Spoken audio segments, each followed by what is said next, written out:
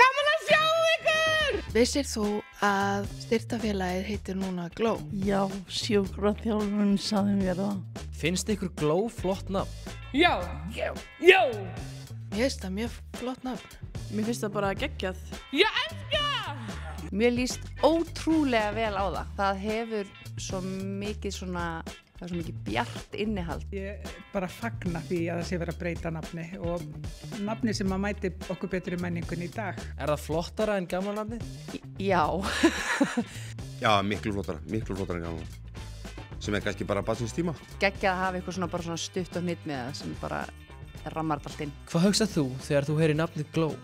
Ég hugsa leikur, líf, fjör og ævintýri. Ég hugsa eitthvað svona glóandi, eitthvað samstæða, eitthvað svona sem sker fram úr og sem finnst lýsandi fyrir þennan stað. Já, þetta er bara skínandi, glóandi, gleði. Glow er birta, skína, von og bara gleði. Hvað hefur Glow gert fyrir þína fjölskyldu? Alveg helling. Við höfum til dæmis farið í fjölskyldufrí með Reykjadal.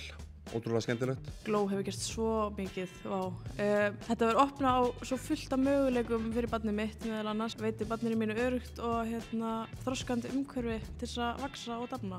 Hvað er uppáhaldið þitt við Glow? Starfsfólkið, skemmtunin, bara hvað er æðislegt umhverfi fyrir krakkana. Förum í sund, heitabotinn, rútan, risastóri rútan. Það er bara æðislegt. Þegar leynigestur kemur. Hver er uppáhalds leynigesturinn þinn? Guðjón Smári.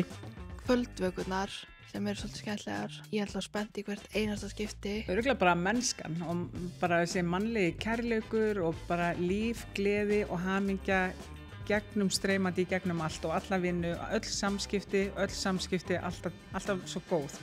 Fólkið hér er, og ég er alltaf að segja það við alla sem ég hitti, að hér vinnur fólk sem hefur að auka gen sem það fekk bara í fæðingu. Glow-genið, það er allir með glow-genið. Ok, what a word. Ertu með eitthvað skemmtilega sögu sem tengist Glow? Sko, svona eftirminnilegast er svona fyrsti hjólastóllinn og þessi svona fyrstu hjálpatæki og gleðin sem fylgir því að fá nýja möguleika. Sko, uppáhaldsmómentin mín eru bara mómentin þegar við löpum út úr bílnum og í Reykjadal. Það er engin staður þar sem hún mætir eins peppuð og eins lítið að pæla í því hvort við foreldrar hennar séum á staðnum eða ekki. Til dæmis í gær, þá var dóttir mín á gestaráðsfund í Reykjadal. Hún átti afmæli í gær og kom heim bara skínandi út af eyrum, bara glóandi yfir því að eiga afmæli þar, fá köku, hamborgara og einhvern veginn á fundi, svona lýsandi yfir hvernig starfsemin er. Ég sé fyrir mér að Glow stækki, og þá er ég ekki að tala endilega í fjölda fólks eða þannig, heldur bara stækki sem félag verði meira sýnilegt og fái meiri viðurkenningu fyrir það stórkostlega starf sem það sinnir. Þeir sem eru ekki að fá aðstofuna héðan eða þjónustuna, þeir viti líka hvað er að gerast hérna að einhverju leyti og viti hvað Glow stendur fyrir. Við erum Glow! Glow.